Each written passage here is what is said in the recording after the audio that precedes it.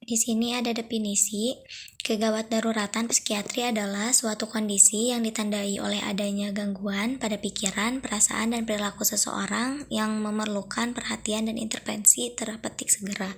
Kegawat daruratan psikiatri merupakan aplikasi klinis dari psikiatri seperti percobaan bunuh diri, penyalahgunaan obat, depresi, penyakit kejiwaan, kekerasan, atau perubahan lainnya pada perilaku. Selanjutnya ada klasifikasi kegawat daruratan psikiatri. Yang pertama itu tidak berhubungan dengan kelainan organik, diantaranya gangguan emosional akut akibat dari antara lain kematian, perceraian, perpisahan, bencana alam, pengasingan, dan pemerkosaan. Yang kedua, berhubungan dengan kelainan organik antara lain akibat dari trauma kavitis, stroke, ketergantungan obat, kelainan metabolik, kondisi sensitivitas karena obat. Selanjutnya itu ada faktor penyebab psikiatri. Nah, faktor penyebab psikiatri itu ada 3. Yang pertama itu tindakan kekerasan, yang kedua itu perubahan perilaku, yang ketiga gangguan penggunaan zat. Nah, gangguan penggunaan zat itu terbagi 2, ada bunuh diri dan ada perilaku kekerasan dan menyerang. Selanjutnya itu ada macam dan tanda gejala awal pada yang pertama itu bunuh diri. Nah, bunuh diri adalah tindakan agresif yang merusak diri sendiri dan dapat mengakhiri kehidupannya.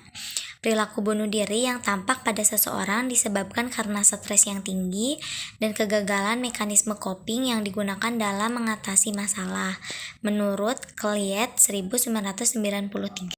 Secara garis besar, bunuh diri dapat dibagi menjadi 3 kategori besar, yaitu yang pertama upaya bunuh diri, yang kedua isyarat bunuh diri, yang ketiga ancaman bunuh diri.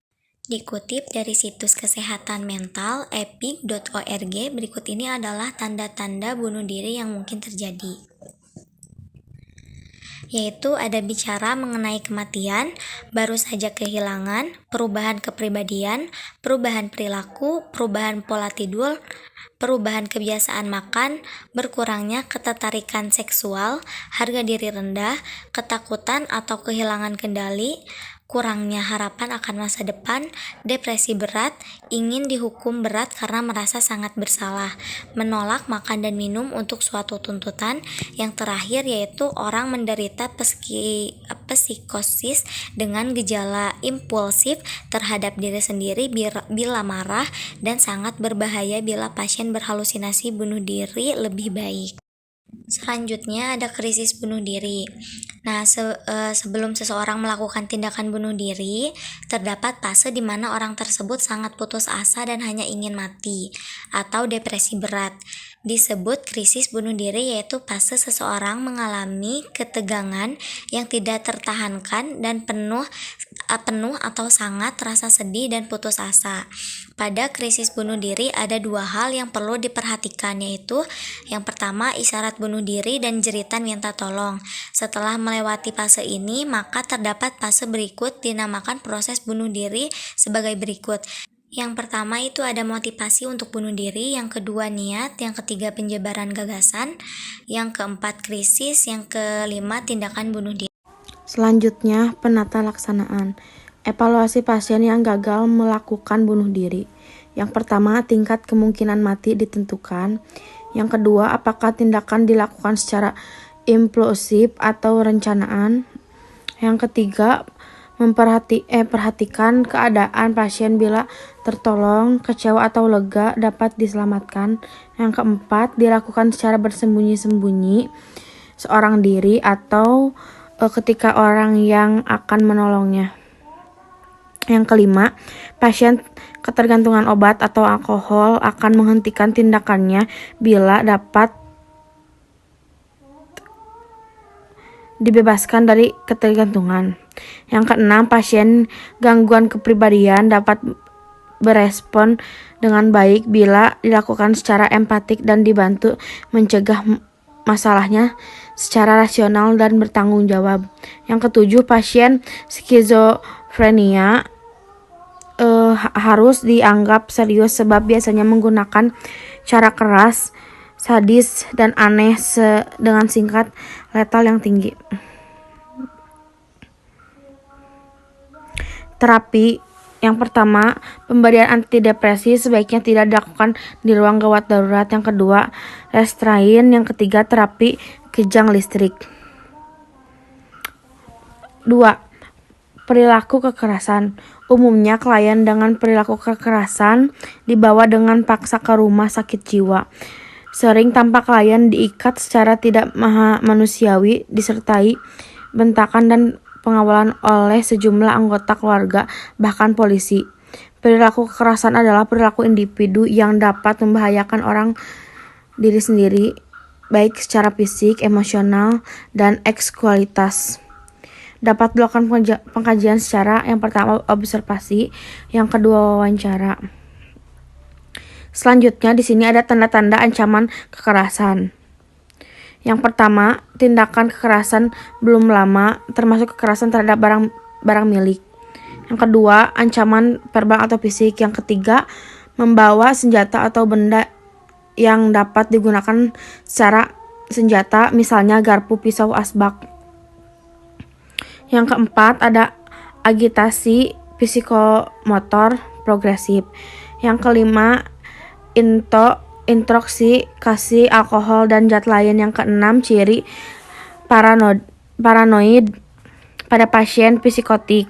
Yang ketujuh, halusinasi dengan perilaku kekerasan, tetapi tidak semua pasien berada di resiko tertinggi. Yang kedelapan, penyakit otak global atau dengan temuan lobus frontalis, lebih jarang pada temuan lobus temporis. Yang ke-9, kegembiraan katatonik. Yang ke-10, episode manik tertentu. Yang ke-11, episode depresi tragedi tertentu. Yang ke-12, gangguan kepribadian, kekerasan, penyelenggaraan atau dikontrol impuls. Selanjutnya, gambaran klinis menurut Stuart dan Sanden 1995. Di sini ada muka marah, pandangan tajam, otot tegang, menentang, berdebat, nada suara tinggi, mengungkapkan secara verbal, stres, dan kadang memaksakan kehendak. Selanjutnya ada gambaran klinis menurut Direktorat Kesehatan Jiwa, Direktorat Jenderal Pelayanan Kesehatan Departemen Kesehatan RI 1994 adalah sebagai berikut. Ada pasif agresif. Yang pertama, sikap suka menghambat. 2, bermalas-malasan. 3, bermuka masam. 4, keras kepala dan pendendam. Kemudian gejala agresif yang terbuka atau tingkah laku agresif. Yang pertama, suka membantah. 2, menolak sikap penjelasan. 3, bicara kasar. 4, cenderung menuntut secara terus-menerus. 5, hiperaktivitas. Dan 6, bertingkah laku kasar disertai kekerasan.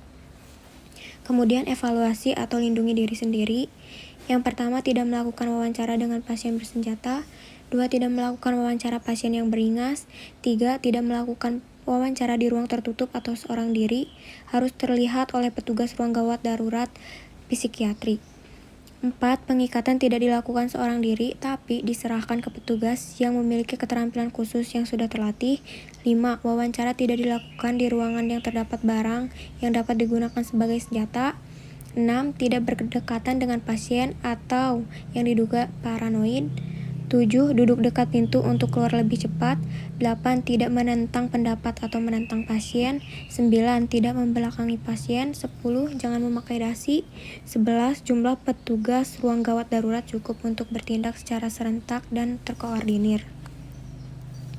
Kemudian ada waspada bila teramati. Yang pertama, gigi terkatup erat. 2, telapak tangan dikepal. 3, mengancam dengan kata-kata. 4, jauhkan alat yang dapat digunakan sebagai senjata seperti garpu, asbak, pensil, dan lain-lain. Kemudian penata laksanaan. Yang pertama, menenangkan dan membujuk pasien. 2, pengikatan. 3, penegakan diagnosis. 4, bisa melibatkan aparat hukum atau polisi. 5, terapi psikofarmaka seperti haloperidol 5 mg atau IM bisa per hari atau tiap 12 jam atau tiap 8 jam. Kemudian olanzapin injeksi 10 mg IM dapat diulangi 1 jam kemudian bila pasien belum tenang. Kemudian lorazepam 2-4 mg atau diazepam 5-10 mg perlahan-lahan 2 menit atau lebih. Kemudian hindari pemberian antipsikotik pada pasien yang memiliki riwayat kejang. Selanjutnya, gaduh atau gelisah. Keadaan gaduh gelisah bukan suatu diagnosis, tetapi gambaran perilaku yang kacau disertai dengan suara keras, berteriak-teriak, jalan mondar-mandir, bahkan sering melakukan tindak pengrusakan, destruktif, dan permusuhan hostil. Keadaan gaduh gelisah bisa disebabkan antara lain yang pertama, gangguan psikotik organik, 2 gangguan psikotik fungsional, 3 gangguan kecemasan atau reaksi stres akut. Kemudian ada tanda dan gejala pada pasien yang mengalami gaduh gelisah, diantaranya yang pertama gelisah, 2 mondar-mandir, 3 berteriak-teriak, 4 loncat-loncat, 5 marah-marah, 6 curiga, 7 agresif, 8 beringas, 9 agitasi, 10 gembira, 11 bernyanyi, 12 bicara kacau, 13 mengganggu orang lain, 14 tidak tidur beberapa hari, 15 sulit berkomunikasi. Kemudian ada delirium. Delirium merupakan suatu gangguan metabolisme di otak yang difus di kedua belahan hemisferium yang menyebabkan terjadi perubahan kesadaran bisa secara perlahan-lahan atau mendadak-dadak dan hilang timbul atau up and down. Pada delirium bisa ditemukan gejala gangguan psikiatrik berupa gangguan kognitif secara global atau menyeluruh, antara lain gangguan mood, persepsi, dan gangguan perilaku. Sedangkan gejala neurologis yang umum berupa tremor, nistagmus, inkoordinasi, dan inkontinensia urin. Delirium onset mendadak atau beberapa jam atau hari, berfluktuasi dan berkelangsungan singkat bila menyebabkan teridentifikasi dan dihilangkan. Etiologi bermacam-macam. Kemudian kriteria diagnostik delirium untuk kondisi medik umum atau PPDJ 3. Yang pertama gangguan kesadaran dan perhatian, 2 gangguan kognitif, 3 gangguan psikomotor, 4 gangguan tidur, 5 gangguan emosi, 6 gangguan onset singkat. Baik, yang selanjutnya yaitu ada gejala akibat penggunaan antipsikotik.